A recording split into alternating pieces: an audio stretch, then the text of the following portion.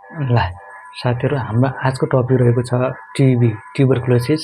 ट्युबरकुलोसिसको बारेमा हामी सरस्वती यो भनेको के हो, यसको इन्ट्रोडक्सनबाट चाहिँ हामी लगभग ट्रिटमेन्टसम्म चाहिँ सरस्वती यसको बारेमा हामी जान्छौँ। यो अझ लामो छ, तर हामी यो छोटोमा सकेसम्म 15-20 मिनटभित्र चाहिँ यसलाई चाहिँ हामी सकिने गरेर सरस्वती चाहिँ जान्छौँ। सुरुमा हामी ट्युबरकुलोसिस भनेको के हो, यसको इन्ट्रोडक्सन बारेमा जानु पर्यो साथीहरू। ट्युबरकुलोसिस भनेको ब्याक्टेरियल डिजिज हो। यो एउटा पब्लिक हेल्थ प्रब्लमको रूपमा रहेको छ, हामीले यो जान्नु पर्यो। र यसलाई चाहिँ अर्को नाममा भन्यो भने कोच डिजी पनि भन्छ, किङ्स डिजी पनि भन्छ, फादर अफ डिजी पनि भन्छ है। त्यसपछि चाहिँ यसलाई चाहिँ व्हाइट प्लेग डिजी पनि भन्छ है। अनि चाहिँ भएर चाहिँ डेड डिजी पनि भन्छ यसलाई, भने हामीले यसरी जान्नु पर्यो। र अर्को भनेको most common opportunistic disease in Nepal भन्यो भने चाहिँ यो टिबी नै पर्छ। र 1 TB case can transmit 10 to 15% भन्नु पनि हामीले जान्नु पर्यो। एक टिबी केसले चाहिँ लगभग चाहिँ 10 देखि 15 चाहिँ बिरामीहरूलाई चाहिँ सार्न सक्छ भन्ने हामीले चाहिँ यति कुराहरू चाहिँ जान्नु पर्छ साथीहरू। अब हामीले यसको इन्ट्रोडक्सन जान्यौँ। अब इन्ट्रोडक्सन पछि हामीले यसको जान्नुपर्ने कुरो भनेको यसको चाहिँ कजेटिभ एजेन्ट के हो भनेर जान्नु पर्यो। अब कजेटिभ एजेन्ट के हो त भन्दाखेरि माइकोब्याक्टेरियम ट्युबरकुलाई हो, जो चाहिँ एएफबी एसिड फास्ट बेसिलाई हो र ग्राम पोजिटिभ हुन्छ भनेर हामीले चाहिँ यसरी चाहिँ जान्नु पर्यो साथीहरू। र त्यसपछि अब हामीले यसको मोड अफ ट्रान्समिसन पनि जान्नु पर्यो। मोड अफ ट्रान्समिसन के हो त भन्दाखेरि मोड अफ ट्रान्समिसन डब्ल्यू न्युक्लाई हो। W infection late infection P1 मा पर्यो, त्यसपछि डब्ल्यू न्युक्लाई पनि हामीले चाहिँ भन्न सक्छौँ। र त्यसपछि चाहिँ यसको चाहिँ अब मोड अफ ट्रान्समिसन पछि अब हामीले जान्नुपर्ने भनेको यसको इन्क्युबेसन पिरियड पनि हो। इन्क्युबेसन पिरियड कति रहेको छ त भन्दाखेरि यसको लगभग 3 to 6 विक्स चाहिँ हाम्रो यसको इन्क्युबेसन पिरियड छ भनेर जान्नु पर्यो। र फ्यु विक्स टु चाहिँ इयरसम्म पनि यसको चाहिँ इन्क्युबेसन पिरियड रहेको हुन्छ भन्ने चाहिँ हामीले थाहा पाइराखे अझ राम्रो भयो है। र त्यसपछि अब हामीले यसको टाइप्सको बारेमा पनि जान्नु पर्यो। इन्ट्रोडक्सन पढ्यौँ, कजेटिभ एजेन्ट जान्यौँ हामीले, मोड अफ ट्रान्समिसन जान्यौँ, र यसको चाहिँ इन्क्युबेसन पिरियडको बारेमा पनि जान्यौँ हामीले। त्यसपछि अब हामीले चाहिँ जान्नुपर्ने कुरो भनेको टाइप्स कति प्रकारको हुन्छ त यो बारेमा चाहिँ हामीले जान्नु पर्यो। यो टाइपको बारेमा हामीले सरस्वती जाँदाखेरि यो चाहिँ 2 टाइपको हुन्छ। एउटा पल्मोनरी ट्युबरकुलोसिस र अर्को चाहिँ हाम्रो एक्स्ट्रा पल्मोनरी ट्युबरकुलोसिस। एउटा लङ्समा हुने ट्युबरकुलोसिस र एउटा लङ्सभन्दा बाहिर हुने ट्युबरकुलोसिस। अब लङ्समा हुने ट्युबरकुलोसिस पनि 2 प्रकारको हुन्छ। एउटा पिभिसी र एउटा पिसिडी, मतलब एउटा स्पुटम पोजिटिभ टिबी जसलाई चाहिँ पिभिसी केस भन्छौँ, र एउटा चाहिँ स्पुटम नेगेटिभ केस जसलाई हामी पिसिडी भन्छौँ। पल्मोनरी क्लिनिकली डायग्नोस्ड केस पिसिडी पर्यो, र स्पुटम पोजिटिभ केस चाहिँ हामी पिभिसी, पल्मोनरी क्लिनिकली डायग्नोस्ड के अरे कन्फर्म्ड केस भनेको पिभिसी केस पर्यो। र त्यसपछि हाम्रो चाहिँ एक्स्ट्रा पल्मोनरी ट्युबरकुलोसिसमा जाँदाखेरि अब लङ्स बाहेकको सबै ठाउँमा चाहिँ यदि टिबी हुन्छ भने त्यो चाहिँ सबै चाहिँ एक्स्ट्रा पल्मोनरी ट्युबरकुलोसिस पर्यो। जस्तै अब स्पाइनमा हुने ट्युबरकुलोसिसलाई हामी पोर्सो डिजिज भन्छौँ, मेनिन्जिसमा हुने ट्युबरकुलोसिसलाई चाहिँ टिबी मेनिन्जाइटिस भन्छौँ है। भने त्यसपछि स्किनमा हुने ट्युबरकुलोसिसलाई हामी चाहिँ लुपस भल्गारिस भन्छौँ भनेर यसो जान्नु पर्यो। त्यसपछि बोन र मसलमा हुने चाहिँ टिबी चाहिँ हाम्रो छुट्टै पर्यो। त्यसपछि चाहिँ हाम्रो चाहिँ एब्डोमिनमा हुने चाहिँ ट्युबरकुलोसिस चाहिँ बोबिन टिबी पनि भन्छ है। एनिमलबाट यो बढी हुन्छ। यो एक्स्ट्रा पल्मोनरी ट्युबरकुलोसिसमा पनि ओल्डको हकमा भन्ने हो भने चाहिँ एकदम कमन चाहिँ एब्डोमिन हो। र त्यसपछि ग्रानुलर टिबी अथवा चाहिँ लिम्फ नोडमा हुने ट्युबरकुलोसिस चाहिँ नेपालको हकमा भन्ने हो भने चाहिँ मोस्ट कमन चाहिँ एक्स्ट्रा पल्मोनरी ट्युबरकुलोसिस हो भनेर हामीले हामीले चाहिँ एक्स्ट्रा पल्मोनरी ट्युबरकुलोसिसको बारेमा पनि जान्यौँ, र पल्मोनरी ट्युबरकुलोसिसको बारेमा पनि जान्यौँ हामीले। समग्रमा टाइप्सको बारेमा पनि जान्यौँ हामीले, ट्युबरकुलोसिसको टाइप्सको बारेमा पनि जान्यौँ। र त्यसपछि अब हामीले जान्नुपर्ने के छ त यसको कुरा भन्दाखेरि, त्यसपछि अब हामीले जान्नुपर्ने कुरा भनेको इन्भेस्टिगेसन। अब हामीले इन्भेस्टिगेसन त्यसपछि सुरुमा अब हामी चाहिँ क्लिनिकल फिचरबाट जाउँ। फिचरहरू के हुन्छ अब हामीले टाइप जान्यौँ सुरुमा। अब त्यसपछि हामीले सिम्पटमहरू के हुन्छ त्यसको बारेमा जाउँ, त्यसपछि इन्भेस्टिगेसन जाउँ, त्यसपछि अरू कुराहरू रह्यो। अब यसको जेनरल फिचरहरूमा के छ ओभरअलमा, र चाहिँ पल्मोनरी ट्युबरकुलोसिस हाम्रो कमन भएको कारणले गर्दा के हुन्छ त्यसमा त्यो जान्नु पर्यो। जनरल फिचर के हुन्छ त भन्दाखेरि लगभग इभिनिङ राइजिङ टेम्परेचर, इभिनिङमा चाहिँ लगभग चाहिँ टेम्परेचर तातो एकदम ज्वरो आए जस्तो हुन्छ इभिनिङमा, र स्वेटिङ हुन्छ इभिनिङमा। राति हुँदै गयो त्यति बेला चाहिँ स्वेटिङ पसिनाहरू पनि आउँदै गर्छ। त्यसपछि लस अफ एपेटाइट हुन्छ, खाना मन हुँदैन, रुचि घट्छ है। त्यसपछि चाहिँ तौल पनि घट्छ, एकदमै कमजोरी हुन्छ। त्यसपछि कमजोरी हुन्छ, विकनेस हुन्छ भने जान्नु पर्यो हामी। सुरुमा के जान्नु पर्यो यसमा, स्वेटिङ हुन्छ इभिनिङमा। त्यसपछि चाहिँ इभिनिङ राइजिङ टेम्परेचर हो भनेर हामीले जान्नु पऱ्यो, लस अफ एपेटाइट हुन्छ भनेर हामीले जान्नु पऱ्यो, विकनेस हुन्छ भनेर हामीले जान्नु पऱ्यो है, वेट लस हुन्छ भनेर पनि हामीले यी कुराहरू चाहिँ जनरल फिचरमा जान्यौँ भने त्यसपछि अब हाम्रो चाहिँ पल्मोनरी ट्युबरकुलोसिस भयो भने के सिम्पटम हुन्छ त भन्दाखेरि सुरुमा त मोर इक्वल टु 2 मन्थ भन्दा के अरे 2 हप्ताभन्दा बढी चाहिँ खोकी लाग्छ, 2 or more than 2 2 अथवा 2 भन्दा बढी चाहिँ 2 हप्ताभन्दा बढी चाहिँ खोकी लाग्छ अथवा 2 हप्ते खोकी क्षयरोगको हो कि भन्ने योभन्दा अगाडि चाहिँ एकदमै चाहिँ चलेको भनाइहरू यो कुरा पनि थियो है, एकदमै चलेको भनेको। त्यसपछि अब खकारमा चाहिँ रगत देखिन्छ, यसमा हेमोप्टिसिस हुन्छ है, खकारमा चाहिँ रगत देखिन्छ। त्यसपछि चेस्ट पेन पनि हुन्छ यसमा पल्मोनरी ट्युबरकुलोसिसको हकमा है। त्यसपछि क्रिपिटेसन चाहिँ फाइन किसिमको देखिन्छ, सुनिन्छ हामीले यो कुरा चाहिँ लङ्समा हुने ट्युबरकुलोसिस अथवा पल्मोनरी ट्युबरकुलोसिसको हकमा हामीले यति कुराहरू हुन्छ भनेर चाहिँ हामीले जान्नु पर्यो है। त्यसपछि अब हामी इन्भेस्टिगेसनमा गयौँ। इन्भेस्टिगेसनमा के गर्न सक्छौँ त भन्दा सुरुमा गरिने भनेको जिन स्पट हो, जो एकदमै 2012 एडीमा चाहिँ यो चाहिँ आएको हो, यसको प्रयोग नेपालमा है। त्यसपछि चाहिँ यसको लगभग चाहिँ रिजल्ट चाहिँ 2 घण्टाभित्र चाहिँ आउँछ है। स्याम्पल चाहिने स्पुटम नै हो, स्पुटम स्याम्पल चाहिन्छ, लगभग यसको रिजल्ट चाहिँ 2 घण्टाभित्र चाहिँ हाम्रो चाहिँ आइहाल्छ भनेर हामीले यसरी जान्नु पर्यो। र त्यसपछि एकदमै कमन एभ्रिवेयर जता पनि यसको चाहिँ एभाइलेबल भएको राम्रो पनि के छ, स्पुटम माइक्रोस्कोप एक्जामिनेसन, माइक्रोस्कोपबाट चाहिँ हेरेर टिबीको ब्याक्टेरिया चाहिँ पत्ता लगाउने कुराहरू आयो। यो भनेको एकदमै चाहिँ कमन हो यो है। यसमा चाहिँ के गरिन्छ भने 2वटा स्याम्पलहरू हेरिन्छ, एउटा अन द स्पोट हेरिन्छ, बिरेमा आयो भने त्यसको चाहिँ लगभग आउने बित्तिकै खकाल लिइन्छ एउटा स्याम्पल, अर्को चाहिँ ठ्याक्कै 1 घण्टापछि हेरिन्छ है, उनीहर अपार्टमा चाहिँ हेरिन्छ भने हामीले यसरी चाहिँ जान्नु पर्यो। अब यी 2टा स्याम्पल मध्ये एउटा स्याम्पल पनि पोजिटिभ आयो भने त्यसलाई चाहिँ sputum positive TB, sputum positive भएको टिबी ट्युबरकुलोसिस भनेर चाहिँ हामीले जान्नु पर्यो, जो चाहिँ पिबिसीमा पर्ने भयो यदि पोजिटिभ भयो भने। त्यसपछि अब यो माइक्रोस्कोप एक्जामिनेसन पछि, स्पुटम माइक्रोस्कोप एक्जामिनेसन पछि हामी मोन्टोक्स टेस्टमा पर्यौँ। मोन्टोक्स टेस्ट पनि एउटा टेस्ट हो जसबाट पनि हामीले ट्युबरकुलोसिस छ भनेर जानिन्छ, जसलाई चाहिँ ट्युबरकुलिन टेस्ट पनि भन्छ, जो चाहिँ स्क्रिनिङ टेस्ट हो भनेर जान्नु पर्यो हामीले चाहिँ स्क्रिनिङ टेस्ट हो है। अनि यो चिल्ड्रनहरुमा एकदमै कमन छ, यसमा चाहिँ एन्टिबडी चाहिँ टेस्ट गरिन्छ यसमा। यति कुराहरु चाहिँ हामीले मोन्टोक्स टेस्टको बारेमा जान्नु पर्यो, ट्युबरकुलिन टेस्ट अथवा मोन्टोक्स टेस्टको बारेमा चाहिँ हामीले जान्नु पर्यो साथीहरु है। त्यसपछि यो चिल्ड्रनमा हुन्छ भनेर जानिसक्यौं। त्यसपछि बल्ल अब चेस्ट एक्सरेको कुराहरु आयो। चेस्ट एक्सरे पनि एकदम कमन नै गरिनु भनेको चिल्ड्रनमा कमन हुन्छ है। स्पुटम नेगेटिभ भएको केसमा चाहिँ हामीले चाहिँ सिम्पटम सेम के रे टिबीको छ, तर पीबीसी को केसहरु गर्दाखेरि नेगेटिभ आयो भने खै फेरि कन्फर्म गरौँ न भन्नको लागि हामीले चाहिँ चेस्ट एक्सरे गर्छौं। चेस्ट एक्सरे गरिन्छ त्यसैले है। त्यसपछि अब हामीले जान्नुपर्ने कुराहरु भनेको यति कुराहरु रह्यो। सिम्पटमहरुको बारेमा पनि जाने हामीले यो मोन्टोक्स टेस्ट हो, चेस्ट एक्सरे जान्यो। त्यसपछि ईएसआर पनि हेरिन्छ है। ईएसआर हेर्दाखेरि एथोसाइनेटेसन रेट हेर्दाखेरि पनि के हुन्छ, यो बढेको देखिन्छ, इन्क्रिज भएको देखिन्छ। यसमा हामीले त्यसरी पनि यो इन्फेक्सन ब्याक्टेरियल इन्फेक्सन चाहिँ बढेको रहेछ भन्ने हामीले यसरी चाहिँ अनुमान गर्न सक्छौं। हामीले यो पोइन्ट पनि जान्नु पर्यो। त्यसपछि अलिकता इम्पोर्टेन्ट कुरा ल्याब टेस्टहरुमा पनि के छ त भन्दाखेरि चोइस अफ इन्भेस्टिगेसन कुन हो भन्यो भने चाहिँ स्पुटम माइक्रोस्कोप एक्जामिनेसन हो, स्पुटम एक्जामिनेसन हो भनेर चाहिँ हामीले चाहिँ जान्नु पर्यो साथीहरु है। अनि बेस्ट इन्भेस्टिगेसन भन्यो भने पनि स्पुटम एक्जामिनेसन हो है। चोइस अफ इन्भेस्टिगेसन भन्यो भने पनि स्पुटम माइक्रोस्कोप एक्जामिनेसन भनेर हामीले जान्नु पर्यो। र त्यसपछि अर्को जान्नुपर्ने कुराहरु भनेको के छ त भन्दाखेरि चिल्ड्रनमा चाहिँ एकदमै कमन बेस्ट इन्भेस्टिगेसन कुन हो भन्यो भने चेस्ट एक्सरे पर्यो।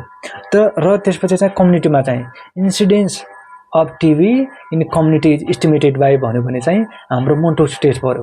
इन्सिडेन्स नयाँ केसहरु चाहिँ टिबीको नयाँ केसहरु कम्युनिटीमा हामीले चाहिँ एस्टिमेट गर्नु पर्यो भने त्यसको लागि चाहिँ मोन्टोक्स टेस्ट गरिन्छ भने कन्फर्म गर्नको लागि हामीले चाहिँ स्पुटम एक्जामिनेसन नै गर्नु पर्यो भन्ने चाहिँ जान्नु पर्यो साथीहरु है। र अर्को कुरा इन्सिडेन्स मात्रै होइन, प्रिभलेन्स केस पनि छ भने चाहिँ नयाँ अथवा पुरानो केसहरु पनि छ भने हामीले त्यसलाई कन्फर्म गर्नु पर्यो भने त्यसको लागि पनि हामीले स्पुटम एक्जामिनेसन नै हो भनेर चाहिँ हामीले चाहिँ ख्याल गर्नुपर्ने हुन्छ साथीहरु है। त्यसपछि अर्को हामीले जान्नुपर्ने कुराहरु भनेको ट्रिटमेन्ट हो। ट्रिटमेन्ट अब कसरी गर्ने त भन्दाखेरि ट्रिटमेन्ट चाहिँ लगभग सामान्य छ। नयाँ केस हो भने कसरी गर्ने र रिट्रिटमेन्ट केस हो भने चाहिँ कसरी गर्ने हामीले यो कुरा पनि जान्नु पर्यो।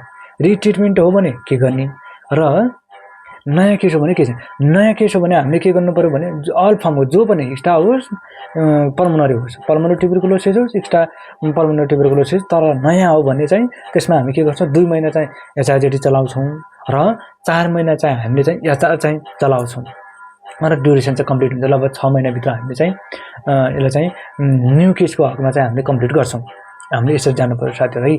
र त्यसपछि कम्प्लिकेटेड सिभियर छ, कम्प्लिकेटेड टिबी छ भने हामीले कसरी गर्ने, जस्तो सिएनएटमा भएको टिबी छ, मिलियरी टिबी छ है, टिबी मेनिन्जाइटिस छ, यस्तो चाहिँ कम्प्लिकेटेड चाहिँ सिभियर टाइपको चाहिँ टिबी छ भने हामीले त्यसको लागि के गर्ने त भन्दाखेरि यसको लागि पनि 2 महिना एचआरजेटी नै चलाउँछौँ है। भने बाँकी 7देखि 10 दिन के अरे 10 महिनासम्म चाहिँ हामीले एचआरई दिन्छौँ, एचआरई चलाउँछौँ। लगभग कम्प्लिट लगभग हामीले 9 देखि 12 महिनाभित्र चाहिँ सिभियर भए पनि हामीले चाहिँ यो ड्युरेसन चाहिँ 9 देखि 12 ड्युरेसनभित्र चाहिँ हामीले चाहिँ यसलाई चाहिँ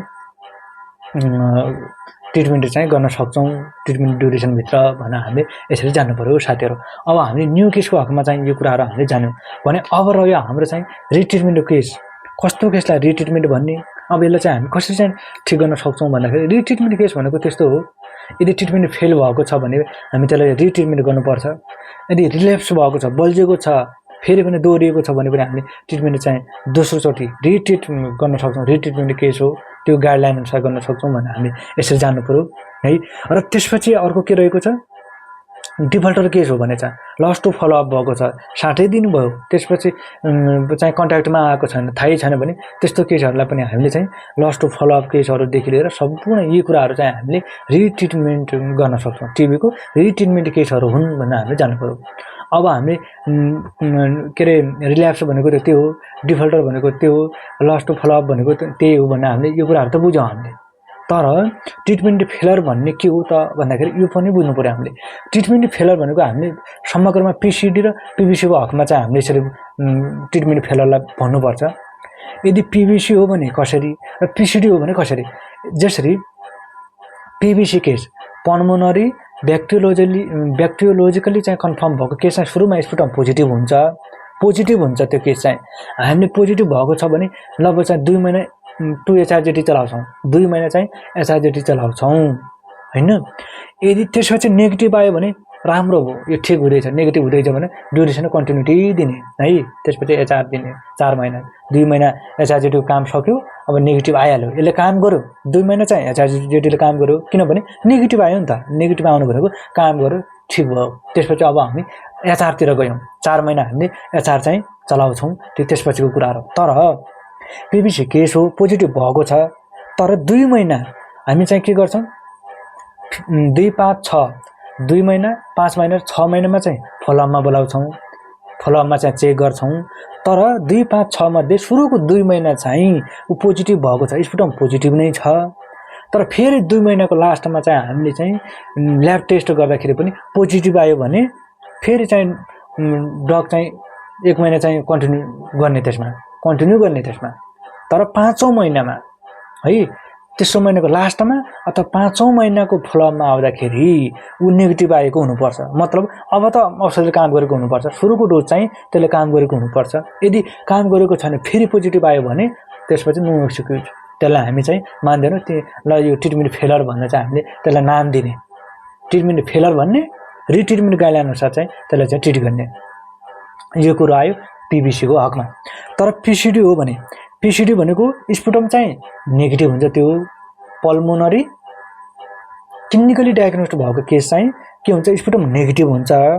त्यसपछि चाहिँ त्यसलाई चाहिँ पोजिटिभ आउने छुट हुन्न, नेगेटिभ आयो नि त, अगाडि चाहिँ नेगेटिभै छ, त्यसपछि पनि नेगेटिभ आयो भने औषधिले काम गरेकै छ, पोजिटिभ आएको छैन भने त्यही गाइडलाइन अनुसार 2 महिना चाहिँ एचआरजेटी, त्यसपछि चाहिँ त्यो के अरे 4 महिना चाहिँ एचआर दिनुपर्ने हो। के गर्ने, त्यो गाइडलाइन अनुसार चाहिँ जे छ त्यही अनुसार गर्नु पर्यो, त्यसको जे नाम दिएको छ त्यही अनुसार हामीले ट्रिट गर्नु पर्यो, त्यो केही समस्या भएन। तर सुरुमा नेगेटिभ आएको केस फेरि पनि त्यो चाहिँ पोजिटिभ आइदियो भने सिधै ट्रिटमेन्ट फेलर भन्ने, त्यसलाई ट्रिटमेन्ट फेलर भन्ने, ट्रिटमेन्ट फेलरको नाम दिएर उसलाई चाहिँ रिट्रिटमेन्ट गर्ने, रिट्रिटमेन्ट गाइडलाइन अनुसार गर्नु पर्यो। यी कुराहरू भनेको ट्रिटमेन्ट फेलरको कुराहरू भयो है। ट्रिटमेन्ट फेलर कसरी भन्ने, र यदि पिबिसी केस चाहिँ लगभग चाहिँ 2 चोटिसम्म चाहिँ लास्ट 6औं चोटि 5औं पटकमा पनि हामीले चाहिँ चेक गर्दाखेरि चाहिँ नेगेटिभ आयो भने त्यसलाई हामी क्योर केस भन्छौँ पिभिसीको हकमा।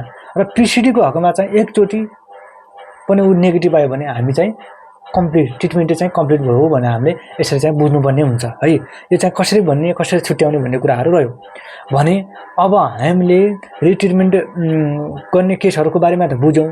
रिल्याप्स केस छ भने पनि, डिफल्टर केस छ भने पनि, ट्रिटमेन्ट फेलर छ भने पनि हामीले रिट्रिटमेन्ट गर्नुपर्ने। ट्रिटमेन्ट फेलरको बारेमा पनि पढ्यौँ हामीले। 2, 5, 6 महिनाभित्र हामीले चाहिँ फलोअपमा बोलाउनुपर्छ। त्यो बेला चाहिँ चेक गर्दाखेरि रिजल्ट अनुसार चाहिँ पोजिटिभ आउनु भएन।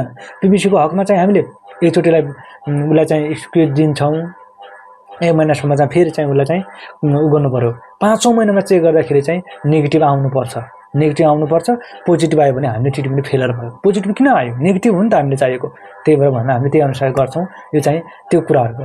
अब यसलाई चाहिँ ट्रिटमेन्ट कसरी गर्ने यसको गाइडलाइन अघि हामीले नयाँ केसहरू कसरी गर्ने भनेर पढ्यौँ।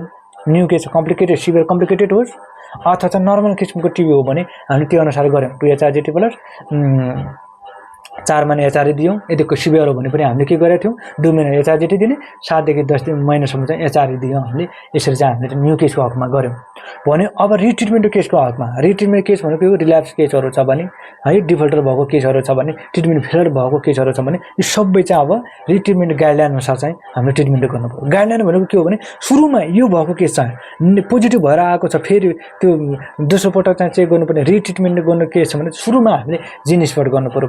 किन गर्नुपर्यो? रिफाम्पिसनको अवस्था हेर्नको लागि।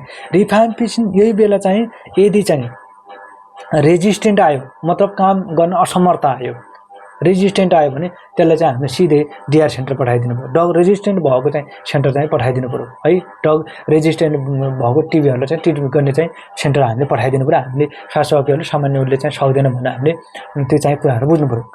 तर सेन्सिटिभ आयो रिफाम्पिसन के आयो सेन्सिटिभ आयो मतलब त्यसले चाहिँ काम गर्न सक्ने सामर्थ्य छ एबल सक्छ उसले चाहिँ काम गर्न सक्छ भन्ने हामीले यदि आयो भने बल्ल हामीले अगाडि बढ्नु पर्यो। के गर्नु पर्यो? एलपिए गर्नु पर्यो। अब एलपिए के को लागि गर्नु पर्यो? अब आइसोनाइजेडको लागि एलपिए गर्नु पर्यो। अब आइसोनाइजेडको अवस्था हेर्दाखेरि कस्तो हुनसक्छ? आइसोनाइजेड पनि रेजिस्टेन्ट हुनसक्छ है रेजिस्टेन्ट हुनसक्छ अथवा अननोन हुनसक्छ या सेन्सिटिभ हुनसक्छ। किनभने रिफाम्पिसन त सेन्सिटिभ नै भयो। अब हामीले चाहिँ सेन्सिटिभ भएको केस गर्न सक्छौँ।